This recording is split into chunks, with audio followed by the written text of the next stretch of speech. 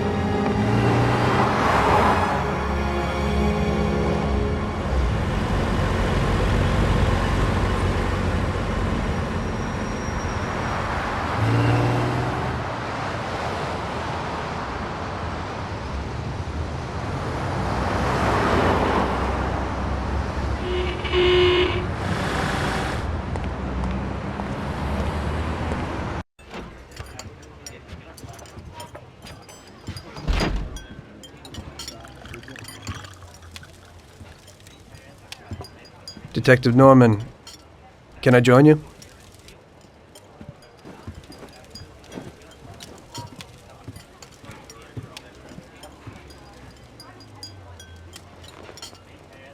Sorry for the delay, but I didn't want anybody seeing me, if you know what I mean. What can I get you, sir? Just a coffee. Coming right up. It's not my habit to sit with people like you. Got a business proposition for you, Detective. I ain't no businessman. And even if I were, I wouldn't be doing business with the likes of you. I don't usually do business with your kind either. But this is a bit of a strange deal. Good for you and your superiors, and good for me. It concerns a certain kind of trade. Trade? Well, Let's just say that I hold a high position in a not-so-legal organization. It's just the kind of organization people such as yourself would like to know a lot about. And I, on the other hand, for certain reasons don't want... Your coffee, sir. Thanks. I have my own personal reasons why I don't want to be associated with this organization. It ain't too easy to leave this kind of business, if you know what I mean. I think I know where you're coming from. You'll get a bullet in your head if you don't disappear quickly, right? That's not the only reason. Got any kids, Detective? I've got a wife and daughter. I don't want them to have any problems because of me. Yeah, well, I ain't just gonna hand out protection to any wop crook. You should have thought about them kids before, 'cause I... Sure. Listen, I don't want something for nothing. So here's the deal. Does the name Salieri mean anything to you? Salieri? It damn well does. You got something in common with him? You could say that. I've worked for him for several years. Now he wants to rub me out. If you protect my family and me, I'll tell you everything. Names, dates, accounts, everything. Enough to put him away for life. I ain't Santa Claus. If I go to the chief with this, I need to know everything you know. And I have to be sure you'll testify in court. Sure. If you ain't in a hurry, I'll tell you my whole story, and all the deals I've worked on over the years. Okay. I've got time, and I'm listening.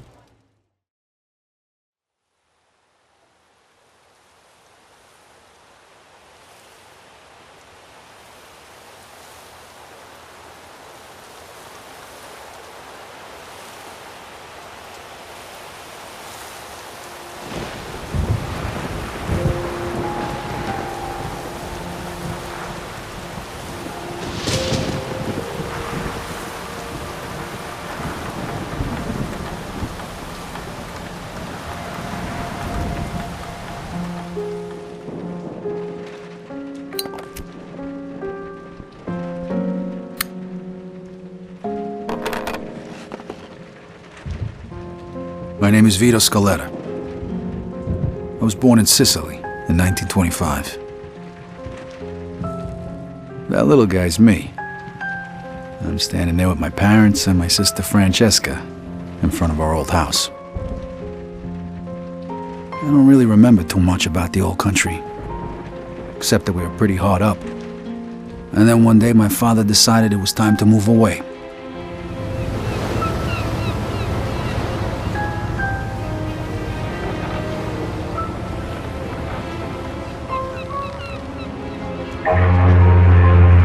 Away from Sicily, across the ocean, to start a new life in America.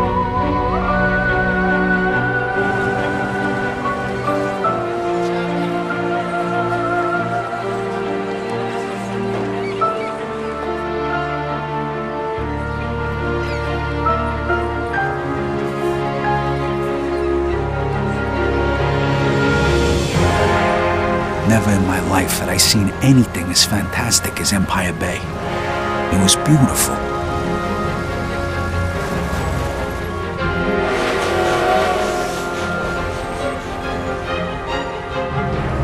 On the other hand, I'd never seen anything filthier, more disgusting than our new shithole of an apartment.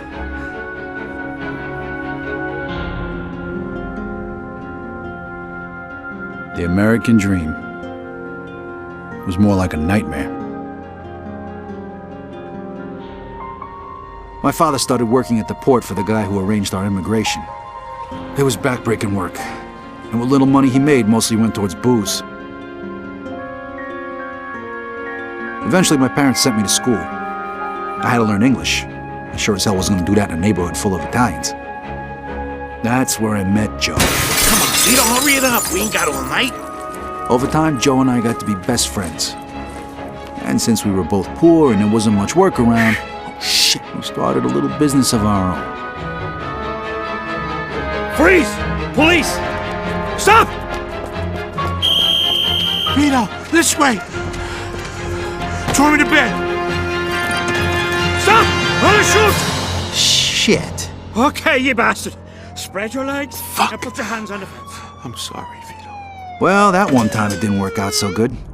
The year was 1943. America was at war. and the army was looking for guys who spoke the language to help with the invasion of Sicily. I was 18, and anything seemed better than jail. Who says you can't go home again?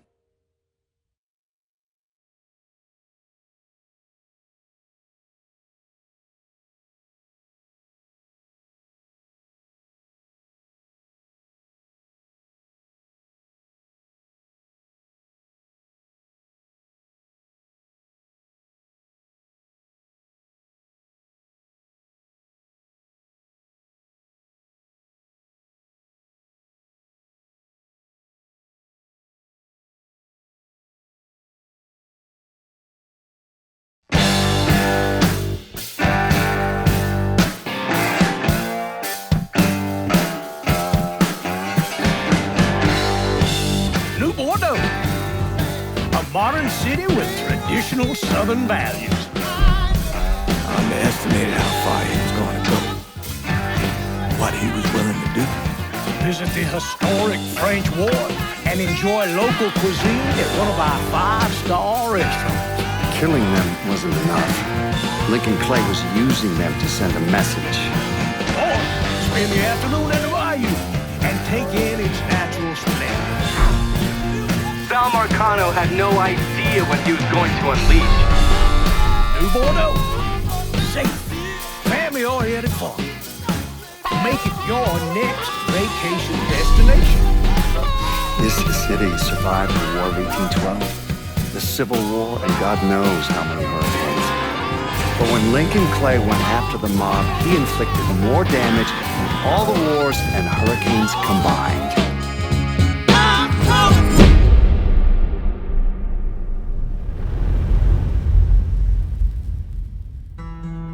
Lincoln's mother abandoned him in 1947, a couple of years after he was born. His mother, I heard she was Dominican. I always figured his father was white, maybe even Italian. Not that it mattered.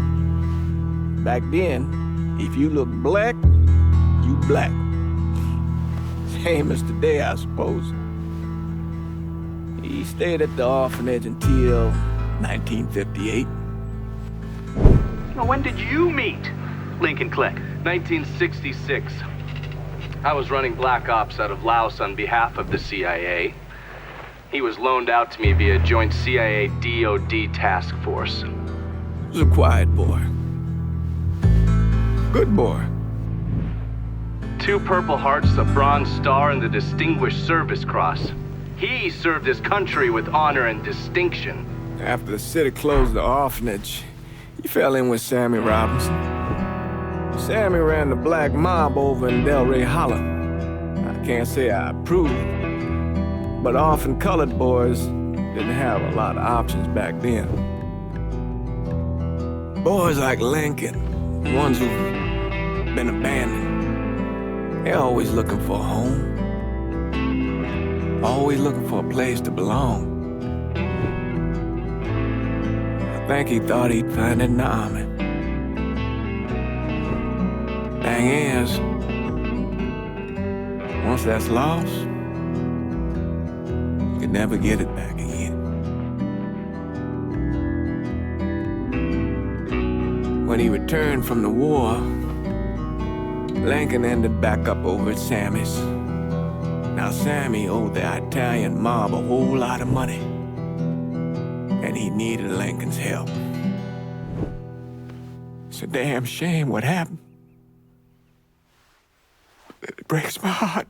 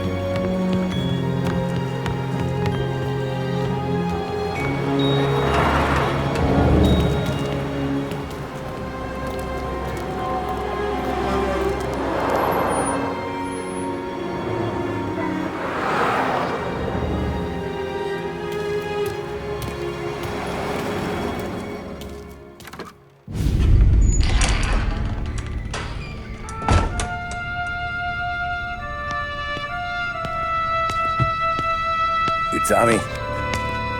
Thomas Angelo. Detective Norman.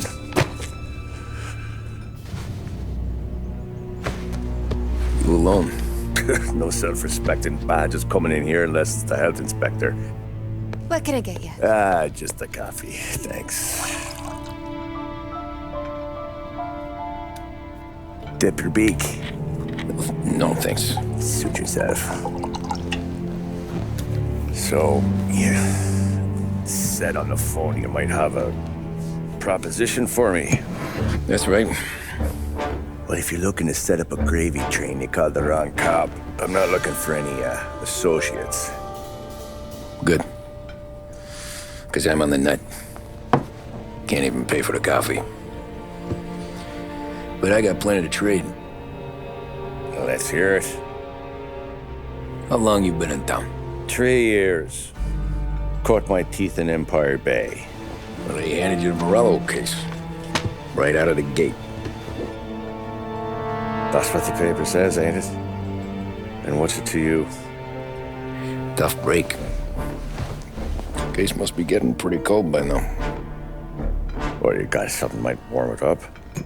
Yeah, I might have something. And what's my end of the deal? You want money? Some sort of immunity? None of that. I got people I need to protect. Families. Always the Achilles heel, ain't it? So who you got? A sick ma or a wife and a litter of kids? Wife and daughter. And no one else to watch your back, I'm guessing. Wouldn't be here otherwise. Pity that. Pa always said a man needs friends if he's going to survive in this world. Yeah. Well, in my world, it's the other way around. No surprise there. Look, I can't promise anything for your family, not until I hear what you're trading. So, are you talking? Or are you just killing time before they come for you? You think I'm on the run? Oh, I know it, Tommy. Jesus, look at you. Surely gassed. You haven't slept for days. And your neck's got to be aching from all that looking over your shoulder you're doing. No, the way I figure it is you got someone powerful mean on your tail and they ain't giving up until you end up in the river. And you walk out that door without me, we both know you're not making it 5 steps. But, yeah, you stick around, you tell me your story, and maybe you got a shot at living long enough to walk that girl of yours down the aisle. Either way, it looks like I'm buying you a cup of coffee. Christ, I don't know how everything got so balled up. No one ever sees the hairpin until it's too late. But you didn't get handed a heater in the nursery, did you? No. I was a cab driver back in 30. Lake Park, scene dark, silvery moon is shining through the trees. Cast to me you, sound of kisses floating on the breeze. Act 1,